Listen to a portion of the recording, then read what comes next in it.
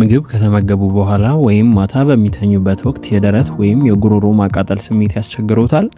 አሲድ ሪፍላክስ ወይም የጨጓራ አሲድ ወደ ጉሮሮ መመለስ ለብዙዎቻችን የዕለት ተዕለት እረፍት የሚነሳ አስቸጋሪ ስሜት ነው። አብዛኛውን ጊዜ ለዚህ ችግር ወዲያውኑ ወደ መድኃኒቶች እንሮጣለን። ነገር ግን ጥናቶች እንደሚያሳዩት ጥቂት የዕለት ተዕለት ልማዶቻችንን በማስተካከል ብቻ የጨጓራ ማቃጠልን ሙሉ በሙሉ ወይም በከፍተኛ ሁኔታ መቀነስ እንችላለን። በዛሬው የጤና ፕላስ ቪዲዮአችን የጨጓራ ማቃጠልን በቀላሉ የሚያቆሙ 3 ወሳኝና ቀላል የዕለት ተዕለት ልማዶችን እንመለከታለን። ቪዲዮውን እስከ መጨረሻው ተከታተሉ። ለቻናላችን አዲስ ከሆናችሁ ሰብስክራይብ ማድረጋችሁን አትርሱ። አሁን ቀጥታ ወደ መፍትሄዎቹ እንለፍ። አንደኛ፣ የአበላል ስርዓትን ማስተካከል፣ በተለይም የምግብ መጠንና ፍጥነትን። የመጀመሪያውና እጅግ ወሳኝ ልማድ የምንመገበውን የምግብ መጠን እና የአበላል ፍጥነታችንን ማስተካከል ነው። በአንድ ጊዜ ብዙ ምግብ ስንመገብ ጨጓራችን ከመጠን በላይ ስለሚወጠር አሲድ ወደ ላይ እንዳይወጣ የሚከታተለው የጨጓራ በር ክፍተት ይፈጠርበታል። ከዚህ በተጨማሪ ምግብ ሳይታኘክ በችኮላ ሲዋጥ ጨጓራ ያንን ምግብ ለማዋሃድ ከፍተኛ አሲድ እንዲያመነጭ ይገደዳል። ስለዚህ በአንድ ጊዜ ብዙ ከመብላት ይልቅ መጠኑ አነስ ያለ ምግብ በቀን ውስጥ በየተወሰነ ሰዓቱ ከ4 እስከ 5 ጊዜ መመገብ።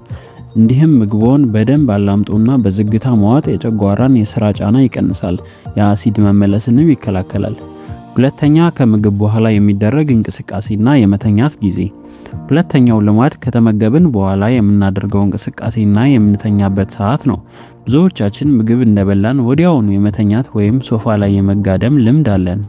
ነገር ግን ስንተኛ የመሬት ስበት ረዳትነቱን ስለሚያጣ በጨጓራችን ውስጥ ያለው አሲድ በቀላሉ ተመልሶ ወደ ጉሮሮአችን ይፈሳል።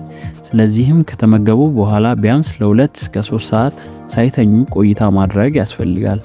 ከእራት በኋላ አጫጭር የእግር መንገድ ጉዞዎችን ማድረግ የምግብ መፈጨትን ያፋጥናል። በተጨማሪም ማታ በሚተኙበት ወቅት በትራስ አማካኝነት ደረትንና ጭንቅላትን ከፍ አድርጎ መተኛት አሲድ ወደ ላይ እንዳይወጣ ይረዳል። ሶስተኛ፣ ምቹ አልባሳትና የውሃ አጠጣጥ ስርዓት። ሶስተኛው ልማድ ከምንለብሳቸው አልባሳትና ውሃ ከምንጠጣበት መንገድ ጋር የተያያዘ ነው።